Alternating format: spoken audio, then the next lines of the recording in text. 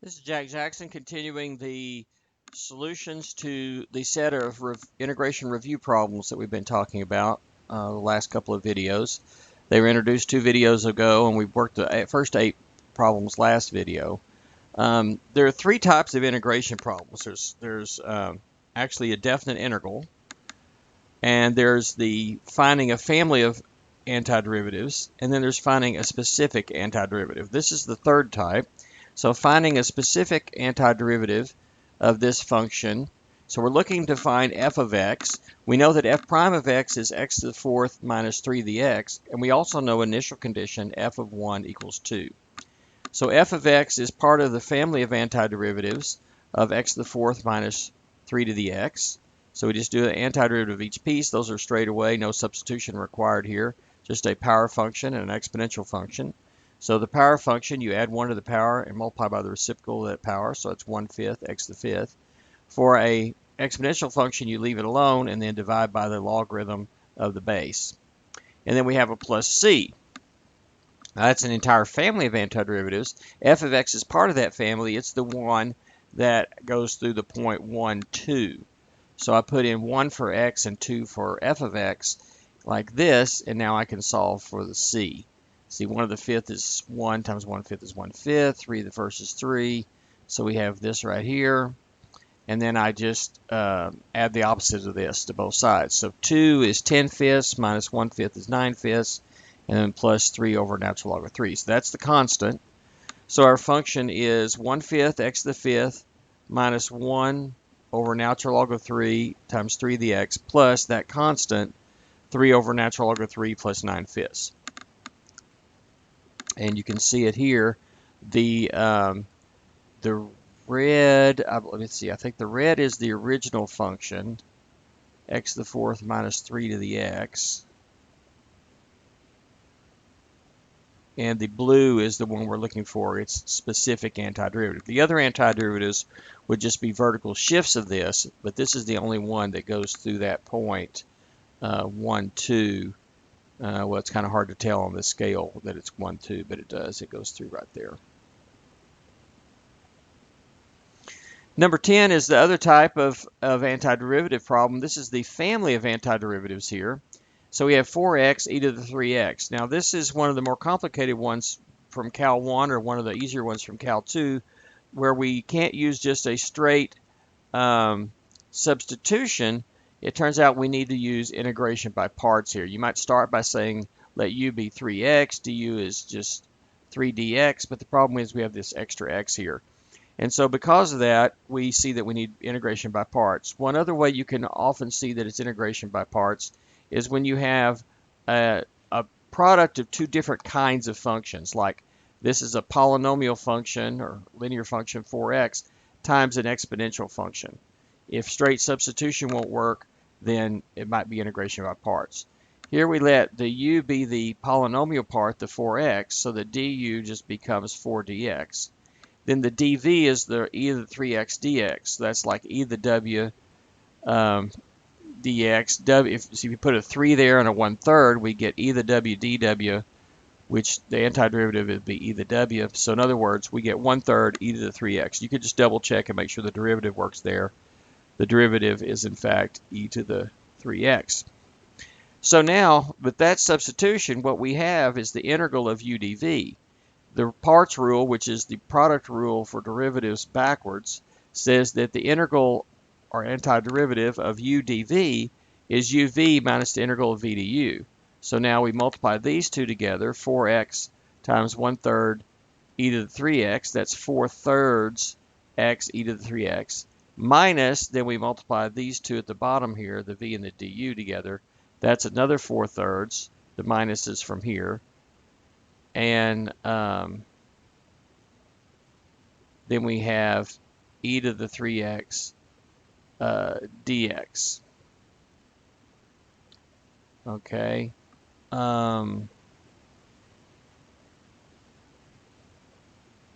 Yeah, that's not quite right. That shouldn't be there.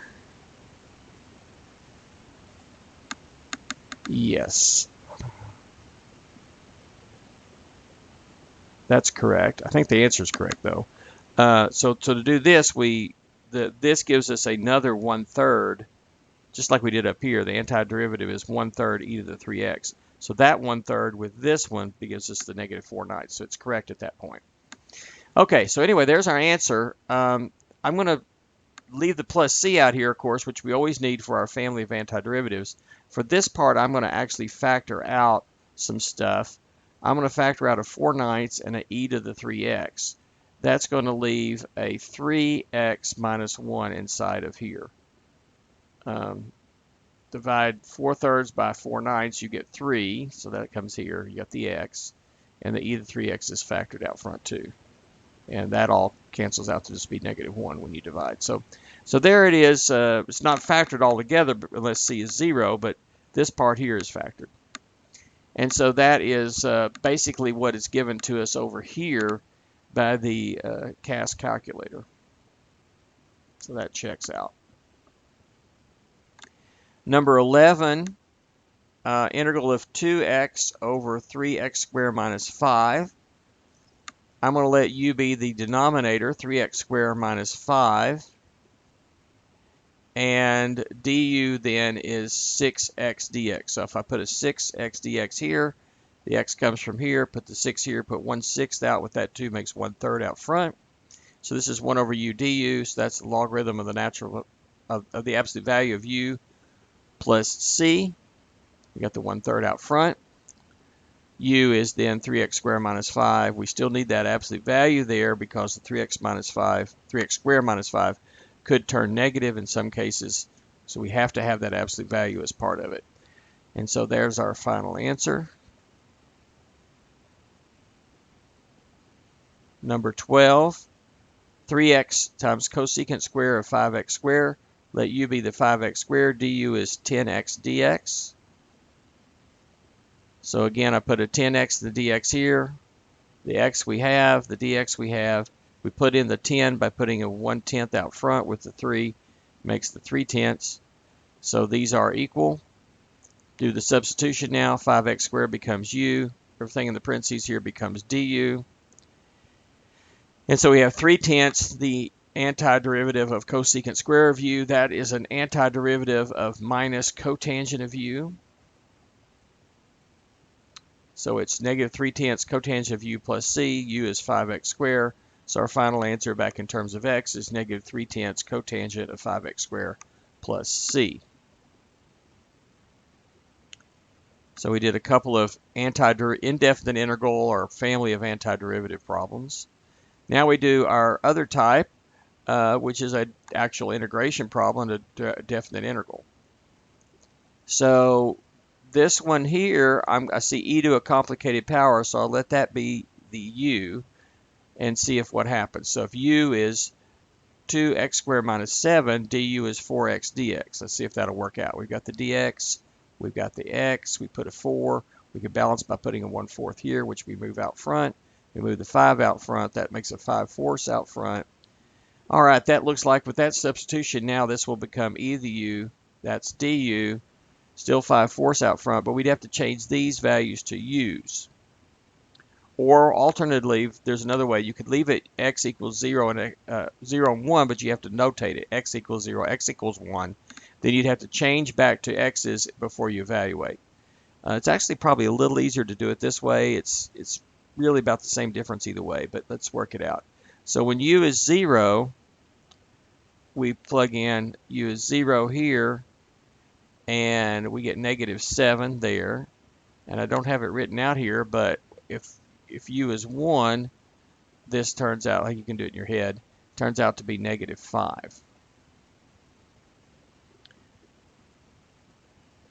Okay, and now the antiderivative of e to the u is just e to the u. We need to evaluate from -7 to -5.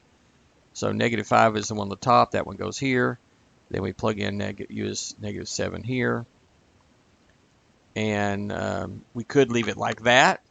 We could factor out, if we want positive exponents, this is 1 over e to the 5th and 1 over e to the 7th. Factor out a 1, or get a common denominator, if you want to call it that, of e to the 7th. And so Notice that e to the 7th, e squared over e to the 7th is the e to the negative 5. 1 over e to the 7th is the e to the negative 7. 5's in the numerator, 4's in the denominator. So that's one way we could write it there nicely at the end. 5 parentheses e squared minus 1 close parentheses over 4e to the 7th. Approximately that's 0.00728258813 as far as my calculator would go. But this one right here is the exact value. The decimal is an approximation. All right, the next one we have another definite integral problem. And I should be saying that the integrand is continuous on the interval. That's important because that means we can use the fundamental theorem of calculus. Okay, that this is a proper integral.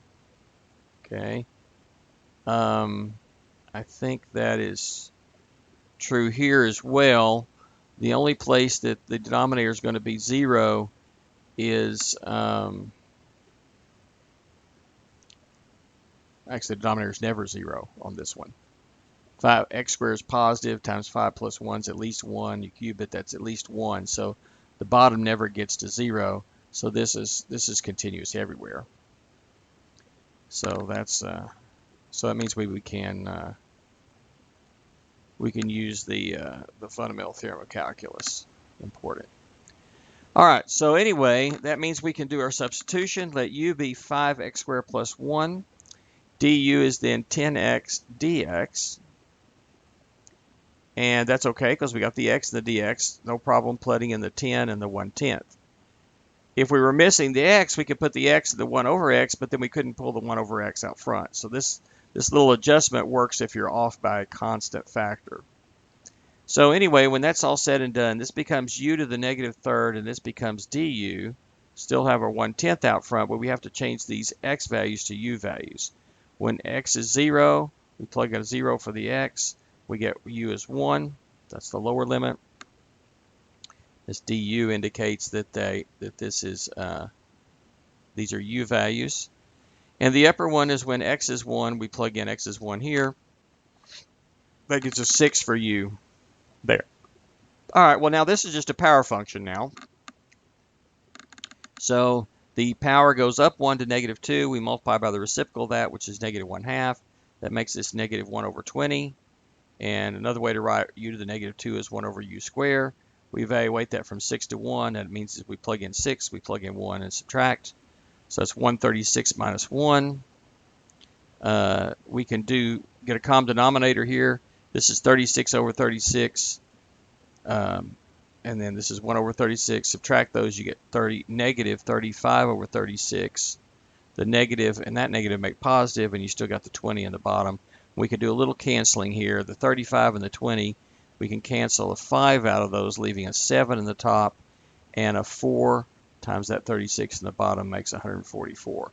So the answer exactly is 7 over 144, or 0.04861 with the 1 repeating.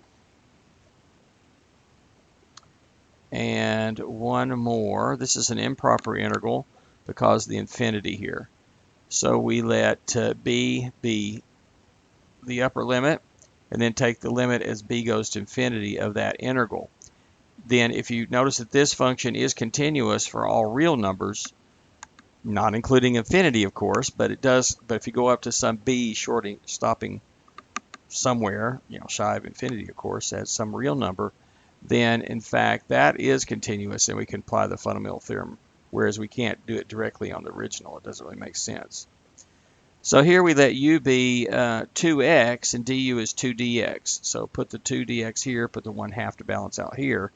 And then we think of 4x squared as 2x squared. So with this substitution, this becomes 1 over u squared plus 1. This becomes du.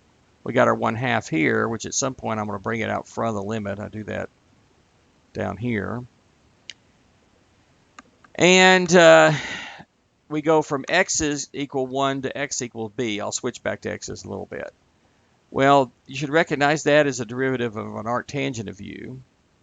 and then plug in these values here when we switch back to x's. So the u is 2x. Now, plugging in the b and the 1, we get arctangent of 2b minus arctangent of 1, half of that. Arctangent of 1 is pi over 4.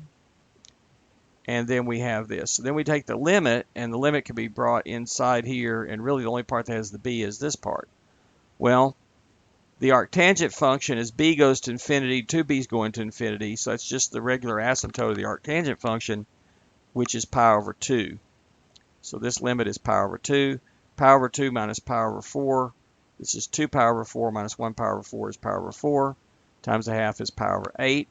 And so that answer is pi over 8, or approximately 0.3927.